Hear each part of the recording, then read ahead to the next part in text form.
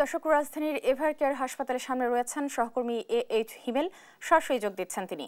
হিমেল, আমরা জানি কিছুদিন ধরে খালেদা জিয়া চিকিৎসাধীন অবস্থায় রয়েছেন রাজধানীর এভারকেয়ার হাসপাতালে।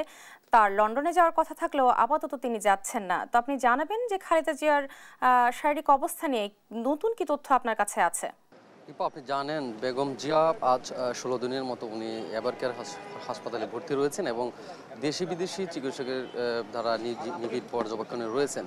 আমরা সকাল থেকে আজও পর্যবেক্ষণ করছি। সকাল থেকে আমরা যেটি জানতে পেরেছি যে ওনার যে শারীরিক অবস্থা সেটি কিন্তু যেহেতু উনি বিশেষ কয়েকটি রোগে আক্রান্ত, যার কারণে একটি রোগ কিছুটা উন্নতি হলে অন্য রোগগুলো কিন্তু অবনতি হয় এবং সেজন্যই আসলে কিন্তু ওনার যে শারীরিক উন্নতি সেটি কিন্তু স্বাভাবিক পর্যায়ে আসছে না। এবং এইখানকার যে আমরা পরিস্থিতি দেখছি আজ কিন্তু 9 ডিসেম্বর এবং আজ আপনি জানেন যে বেগম খালেদা জিয়াকে কিন্তু দেশের বাইরে নেওয়া যাওয়ার জন্য দ্বিতীয় দিনের মতো আসলে তারিখ ঘোষণা করা হয়েছিল এবং সেটিও কিন্তু হয়ে ওঠেনি।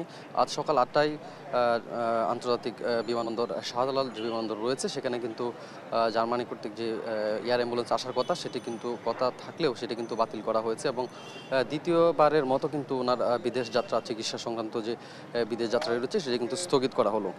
অন্য একটি বিষয়, আপনি জানেন যে গত শুক্রবার বেগম জিয়ার যে পুত্রবধূ ডাক্তার জুবাইদুর রহমান রয়েছেন তিনি কিন্তু হাসপাতালে প্রতিনিয়ত আসছেন এবং মেডিকেল বোর্ডের যে কমিটি রয়েছে মেডিকেল বোর্ড সেই বোর্ডের সাথে বৈঠক করছেন এবং প্রতিনিয়ত উনি কিন্তু ওনার তত্ত্বাবধানে কিন্তু নিবিড় পর্যবেক্ষণের দেশি বিদেশি ডাক্তারদের সাথে কিন্তু সার্বক্ষণিক যোগাযোগ রাখছেন এবং প্রতিদিন কিন্তু উনি আসছেন। আজ সকাল থেকে এখনও উনি আসেননি। আপনি জানেন যে উনি হয়তো দুপুর অথবা বিকালের দিকে আসতে পারেন অথবা আরেকটি বিষয় জানাতে চাই, গত শনিবার কিন্তু আসলে সর্বশেষ ডক্টর জাহিদ বেগম জিয়ার শারীরিক অবস্থা আনুষ্ঠানিকভাবে ঘোষণা করেন, আনুষ্ঠানিকভাবে বিভিন্ন তথ্য আমাদেরকে জানান, কিন্তু তারপর থেকে কিন্তু আনুষ্ঠানিক কোনো তথ্য আমরা পাইনি এবং তার মধ্যে কিন্তু বেশ কয়েকটি তথ্য আমরা অনানুষ্ঠানিকভাবে জেনেছি।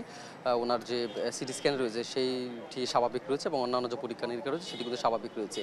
আমরা যেটি জানতে পেরেছি আনুষ্ঠানিকতার বাইরে যে সংশ্লিষ্ট যারা রয়েছেন চিকিৎসক তাদের থেকে যেটি জানতে পেরেছি ওনার শারীরিক সক্ষমতা আসলে বেগম জিয়া অর্জন করতে পারেননি এবং শারীরিক সক্ষমতা আসলেই মেডিকেল বোর্ড যখন অনুমোদন দিবে এবং সিদ্ধান্ত দিবে তখনই কিন্তু বেগম জিয়াকে দেশের বাইরে নিয়ে যাওয়া হবে।